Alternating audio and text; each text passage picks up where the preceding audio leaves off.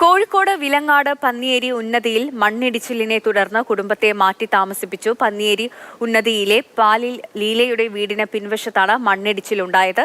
ശക്തമായ മഴയിൽ മണ്ണും കല്ലും മഴവെള്ളത്തോടൊപ്പം പതിച്ചതിനെ തുടർന്നാണ് കുടുംബത്തെ മാറ്റിപ്പാർപ്പിച്ചത്. അഖില CP വിവരങ്ങളുമായി ചേർന്നുണ്ട്. അഖില, പ്രദേശത്ത് ഇപ്പോഴും കനത്ത മഴയാണോ? മണ്ണിടിച്ചിലിനെ തുടർന്ന് എന്തെങ്കിലും കനത്ത നാശനഷ്ടങ്ങൾ, വീടിന് എന്തെങ്കിലും നാശനഷ്ടങ്ങൾ സംഭവിച്ചോ? കുടുംബത്തെ മാറ്റി താമസിപ്പിച്ചതായി അറിയുന്നു.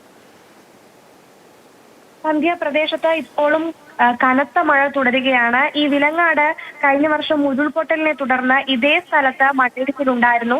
ഈ ചാലുകളിൽ മഴവെള്ളം ഒഴുകിയതോടെയാണ് മണ്ണിടിച്ചിലുണ്ടായത്. അതുകൊണ്ട് തന്നെ പ്രദേശത്ത് വലിയ ആശങ്കയാണ് ഉണ്ടായിട്ടുള്ളത്. അതായത് കോഴിക്കോട് വിലങ്ങാടി പന്നിയേരി ഉന്നതിയിലാണ് ഇപ്പോൾ മണ്ണിടിച്ചിലിനെ തുടർന്ന് കുടുംബത്തെ മാറ്റി പാർപ്പിക്കേണ്ട ഒരു സാഹചര്യം വന്നിട്ടുള്ളത്. പന്നിയേരി ഉന്നതിയിലെ ലീലയുടെ വീടിന് പിൻവശത്താണ് മണ്ണിടിച്ചിലുണ്ടായത്. ഇന്ന് ഏകദേശം രാത്രി 7:45 സംഭവം. ശക്തമായ മഴയിൽ മണ്ണും കല്ലും മഴവെള്ളത്തോടൊപ്പം ഇവരുടെ വീടിന് പിൻവശത്തായി പതിക്കുകയായിരുന്നു. അപ്പോൾ ഏതു നിമിഷവും ഈ മണ്ണും കല്ലും ഒഴുകി വീടിന്റെ പിൻവശത്തേക്ക് പതിക്കാൻ സാധ്യത നിലനിൽക്കുന്നതിനാലാണ് നാട്ടുകാർ ഇടപെട്ട് ലീലയെയും കുടുംബത്തെയും മാറ്റി താമസിപ്പിച്ചത്.